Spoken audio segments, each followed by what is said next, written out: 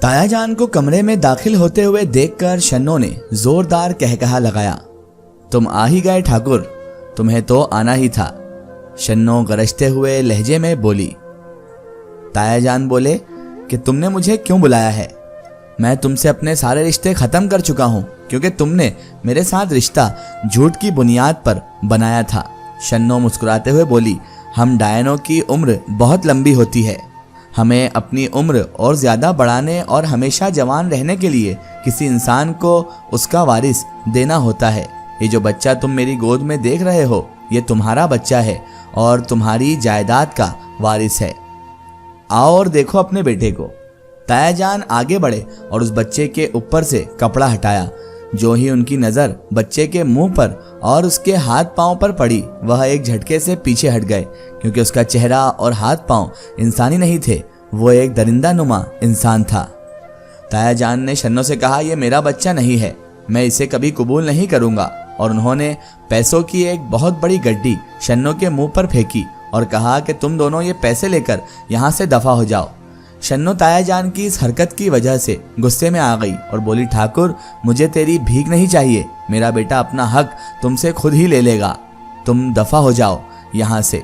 इतनी कहानी सुनाने के बाद अर्जुन थक गया। इतने में शाम भी हो चुकी थी।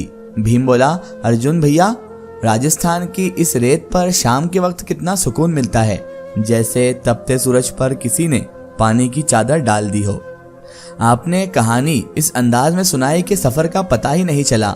मैं आगे के हालात जानने के बारे में बहुत बेचैन हूँ। अर्जुन ने कहा, अभी हम कुछ देर यहाँ पर सुस्ता लेते हैं, फिर आगे का सफर करेंगे। मैं तुम्हें आगे की कहानी भी सुना दूंगा।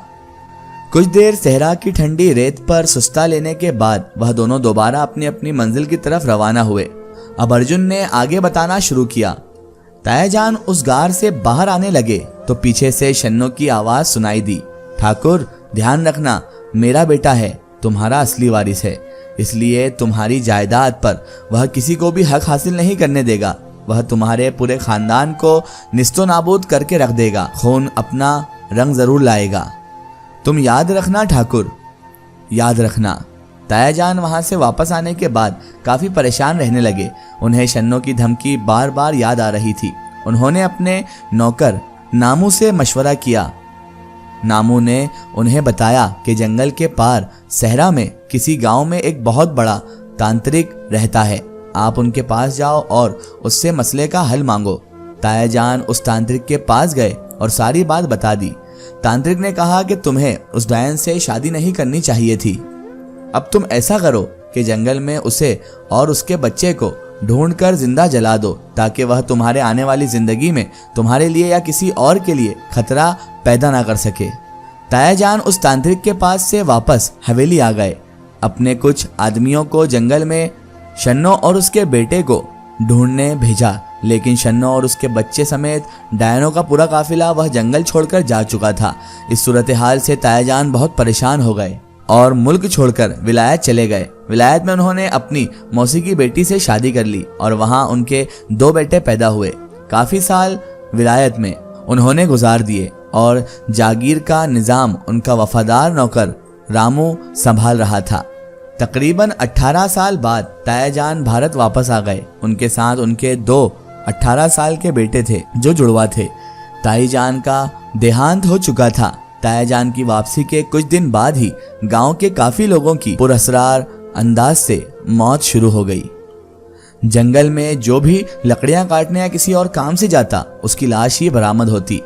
ये बात जब तायाजान को पता चली तो उन्होंने लोगों से पूछताछ की तो उन्हें पता चला कि ये कत्ल कोई जानवर नहीं कर रहा, बल्कि इसके पीछे कोई अजीब तरह का दरिंदा है जो ना तो इंसान है ना ही जानवर। ये बात जानकर तायाजान की परेशानी मजीद बढ़ गई। उनको शन्नो की कही बातें याद आने लगी, लेकिन अब वह पछतावे के अलावा कुछ भी नहीं कर सकते थे। कुछ दिन बाद तायाजान को खबर दी गई कि उनके वफादार मुलाजिम रामू को उस दरिंदे ने इंतहाई दर्दनाक तरीके से कत्ल कर दिया है। तायाजान गांव के सब लोगों को इकट्ठा करके उस मौजू पर बात कर रहे थे कि उनके दोनों बेटों ने उनकी बात सुन ली। दोनों ने अपने बाप से कहा कि आप हमें इस दरिंदे का शिकार करने जाने दें या फिर आप खुद हमारे साथ चलें, कुछ माहिर शिकारियों को साथ ले लें। क्योंकि वह दरिंदा अपना हक हासिल करने के लिए हमें मारना चाहता है, इसलिए वह हमें जंगल में देखकर सामने जरूर आ जाएगा और आपके माहिर शिकारी उसको मार डालेंगे। ताया जान का दिल तो नहीं मान रहा था, लेकिन गांव वालों की बेहतरी और अपनी जान हमेशा के लिए इस मुसीबत से छुड़ाने के लिए वह मान गए। चुनांचे कुछ शिकारियों को अपने बेटों को लेकर जंगल में चले गए। जंगल में एक खुली जगह पर उन दोनों भाइयों को खड़ा कर दिया गया। ताया जान और शिकारी दरख्तों की ओट में इर्द गिर्द छुपकर बैठकर उस दरिंदे का इंतजार कर रहे थे। उनकी नजरें उन दोनों भाइयों पर ही थी कि कब वह दरिंदा आए और कब वह उसको अपना शिकार कर ले। लेकिन किस्मत को शायद कुछ और ही मंजूर था। अपनी तरफ से सब शिकारी और ताया जान खुद मुस्ताद खड़े हुए थे, लेकिन उनको पता भी ना चला कि कब वह दरिंदा आया और उनके दोनों बेटों की शेरक को उधेड़कर जंगल की तारीकी में गायब हो गया। ताया जान की तो सारी दुनिया ही वीरान हो गई। बड़ी मुश्किल से लोगों ने संभाला और उनके बेटों की लाशें हवेली वापस लेकर आए। यहाँ आने से पहले ताया जान ने मुझे खत लिखकर मुंबई से बुला लिया था, इसलिए उनके बेटों की आखिरी रसूमात में मैंने ही अंजाम दी थी। ताया जान तो अपने कमरे में बंद होकर रह गए थे और उनकी हिम्मत नहीं हो रही थी कि वह अपने बेटों की लाशों को आग के हवाले कर सके। उनके बेटों के क्रियाक्रम के बाद मैंने ताया जान के कमरे का रुख किया। उनका दरवाज़ा खटखटाकर खुलने का इंतज़ार करता रहा, लेकिन काफ़ी देर दरवाज़ा ना खुला क्योंकि दरवाज़ा अंदर से बंद था, इसलिए दरवाजे को तोड़ना पड़ा। दरवाजे को तोड़कर जब सामने का मंजर देखा तो मेरे ऊपर की सांस ऊपर और नीचे की सांस नीचे रह गई, क्योंकि ताया जान की लाश उनके पलंग से नीचे उधड़ी हुई पड़ी थी और सारा कालीन खून से लथपथ था। ताया जान के कमरे की वह खिड़कियां जो कि जंगल की तरफ खुलती थी, वह टूटी हुई थी। मैं फौरन समझ गया कि ये कार्रवाई उस दरिंदे की ही है। उसने अपनी माँ की कही हुई बात को सच कर दिखाया है और ताया जान के सारे खानदान को मिटा दिया है। इतनी बात कहकर अर्जुन की आंखों से आंसू निकलने लगे।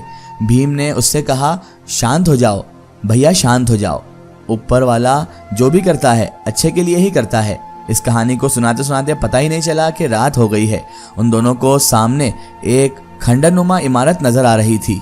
अर्जुन बहुत थक चुका था। उसने भीम से कहा कि चलो इस खंडर में चलकर आराम करते हैं। वह दोनों इस खंडर की तरफ चल पड़े और खंडर में एक जगह पर जाकर बैठ गए। भीम ने अर्जुन से पूछा कि ठाकुर साहब का तो सारा खानदान अब खत्म हो चुका है, अब आप उस तांत्रिक के पास क्या लेने जा रहे हैं? अर्जुन ने जवाब दिया कि क्योंकि ताया जान की बीवी, ताया जान और उनके बेटे सब मर चुके हैं, इसलिए कानूनी तौर पर उनकी जायदाद अब मेरा हक है। जायदाद पर अब मेरा हक बनता है और मैं उनकी जायदाद का आखिरी वारिस हूँ। इसलिए मैं तांत्रिक के पास जा रहा हूँ ताकि उस दरिंदे को उसके आखिरी अंजाम तक पहुँचा सकूँ। मैंने सुना है कि पूरे चांद की रात को वह दरिंदा इंसान के रूप में जंगलात में घूमता है। जंगलात में ही नहीं, सहराओं में भी घूमता है। अर्जुन को अपने पीछे से एक फटी आवाज सुनाई दी। अर्जुन ने पीछे मुड़कर देखा तो भीम का पूरा जिस्म और चेहरा हिलना शुरू हो गया और कुछ ही देर में वह मुकम्मल तौर पर एक दरिंदे की शक्ल में आ गया। वह बोला कि मैं वह दरिंदा हूँ जिसने तुम्हारे ताया जान और उसके पूरे खानदान को मौत के घाट उतारा है और अब तुम्हारी बारी है। चूंकि तुम इस खानदान के आखिरी वारिस हो, इसलिए तुम्हारी मौत के बाद ठाकुर की सारी जायदाद मेरी हो जाएगी और मैं इसका वारिस बन जाऊंगा। अर्जुन भीम की ये बात सुनकर थोड़ा डरा और पीछे की तरफ हटा। पीछे की तरफ उसने हटना शुरू कर दिया। भीम ने भी आगे बढ़ना शुरू कर दिया। पीछे हटते अर्जुन दीवार के साथ जा लगा और भीम यानी वह दरिंदा उसके बिल्कुल सामने पहुंच गया। अर्जुन के चेहरे पर एक पुरस्कार सी मुस्कुराहट फैल गई और उसने हंसना शुरू कर दिया। भीम ने कहा, तुम पागल हो गए हो क्या? अपनी मौत को सामने देखकर भी हंसे जा रहे हो? अर्जुन बोला, पागल मैं नहीं, तुम हो गए हो। इस खंडर को जरा गौर से देखो तो तुम्हें पता चल जाएगा। ये दरअसल कोई खंडर नहीं, एक मंदिर है और मैदान तहरीक को ढूंढ नहीं रहा था बल्कि तांत्रिक से मिलकर आ रहा था। उसने मुझे बता दिया था कि तुम मुझे सहराओं में मिलोगे और उसने मुझे तुम्हारी मौत का राज भी बता दिया था।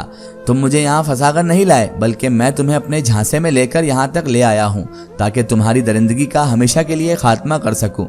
ये कहकर अर्जुन ने जल्दी से मंदिर में से मूरत के हाथ से त्रिशूल पकड़ा और उस दरिंदे के सर के ऐन वस्त में घोंट दिया। त्रिशूल में से चिंगारियां सी निकली और उन चिंगारियों ने उस दरिंदे का वजूद जलाकर खाक तर कर दिया।